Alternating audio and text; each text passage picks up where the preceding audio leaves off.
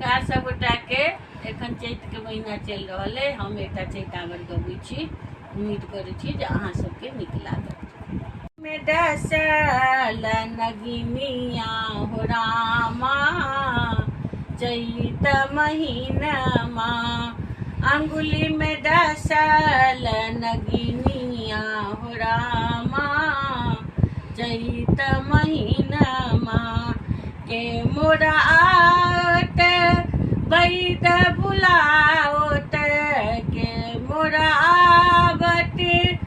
बैद बजावत, के मोरा हरत दरदिया हो रामा, चैत महीनमा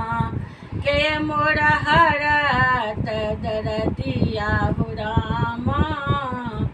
चैत महीनमा अंगुली में डसल नगिनिया हो रामा, चैत महीनमा बाबा मोरा आवत बैद बुलावत, बाबा मोरा आवत बैद बुलावत, अम्मा मोरा हरत दरदिया हो रामा, चैत महीनमा अम्मा मोरा हरत दरदिया हो रामा, चैत महीनमा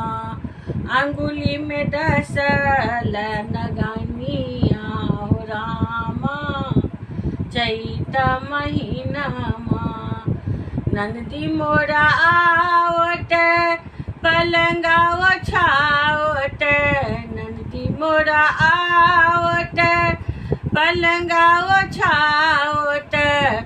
देयर मोरा पिया के बजाए तो रामा, चैत महीनमा दियर मोरा पिया के बजाओ तो रामा, चैत महीनमा अंगुली में डसल नगिनिया हो रामा, चैत महीनमा अंगुली में डसल नगिनिया हो रामा,